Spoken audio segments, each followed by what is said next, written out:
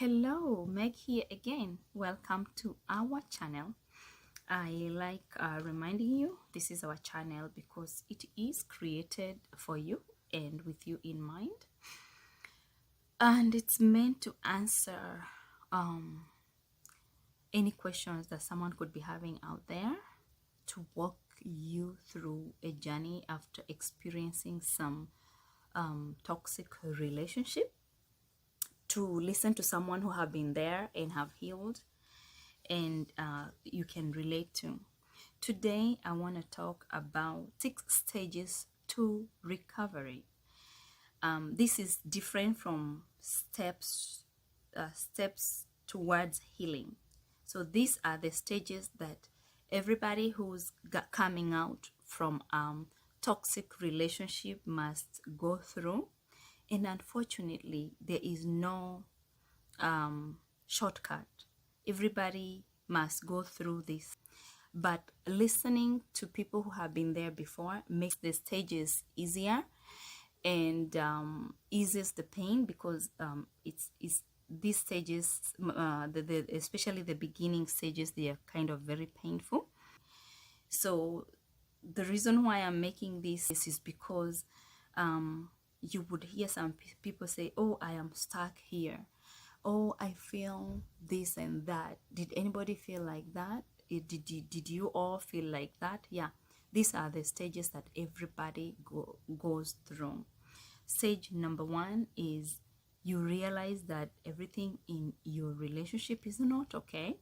You have talked to friends and relatives and you don't seem to find answers, or probably you went to individual counseling or to a therapist, and that is when you realize that you are with a toxic person, or a narcissist or a sociopath, whatever it is that the partner you have, but you have a toxic person. Stage number 2, you get this hunger to know more. You find yourself on the internet a lot. You're learning all these new names, flying monkeys, gray rocking, no contact. You listen to a lot of people who sound like they know your exact story and they're narrating your story. You find a lot of people that you can relate, and you are even surprised, like, wow, so someone knew about this all along. Number 3, as soon as you learn about the narcissism, the fixer in you plus the trauma bond makes you believe that you still have a chance. You still can save your relationship. So you start looking on ways of how you can help your partner, how you can solve the issues, how you can make them realize that they have a problem, and if you work together, they can be fixed and you live happily ever after. But you are hit by a surprise, because first of all, they will make you think you're crazy if you try or start telling them they are toxic. In fact, they might twist it around and make you feel like you're the toxic one. And at that point, that is why some people start wondering, am I the toxic one? Okay, you will try to talk to close friends and family, and this is out of good intention. You're trying to talk to them because finally you know what's been bothering your relationship and you're ready and desperately want to fix it. But what we forget in this stage is all along we played along. We acted this good partner, good relationship. So nobody ever learned or knew what we were going through. So all of a sudden you're coming out and pouring out what is going on, but at the same time you are trying to show that it's your partner who have an issue and it need to be fixed. Now that makes you come out like you are the crazy one, and nobody seems to believe you. In fact, everybody thinks you are the one who needs help. After all this happens, after you realize that you are in this by yourself, nobody is understanding you, at that point you make a decision of ending this relationship. If you choose to end the relationship, you go to stage number 4. Stage number 4 is when you experience the smear campaign. This is one of the most painful stages. I have created a video about it, and I will attach it down below to explain more about on what a smear campaign is. And if you happen to be going through divorce and at the same time smear campaign is going on, it makes this stage even harder. In my own explanation, to draw a picture to anybody or to you, it feels like a hurricane. You see the way when a hurricane comes in a neighborhood, it leaves clutter and a hot mess. That is how a combination of smear campaign and divorce does. It scatters everything. It messes your finances. You are not stable in anything. Everything seems like it's falling apart. You are working so hard trying to figure out a new schedule because you are no longer going with your old schedule, especially if you had children in your relationship. This is a very hard one, and this is sometimes where some people give up and go back to the abuse. They don't get the strength of moving on. This is a crucial and very hard step. Step number 5. Once you go through all these, there will be the anger, the bitterness, and everything, and smear campaign. You now start the healing stage. So at this stage, you find yourself, you don't have the urge of explaining and justifying yourself. You figure out your way. You have picked up the pieces. You have now a set schedule. You have come up with a new plan in your life. You are starting to get used to this.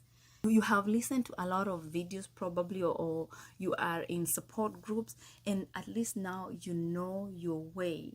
You pick up the scatters from stage 4, and you gather your strength, you gather your energy, and start the healing journey.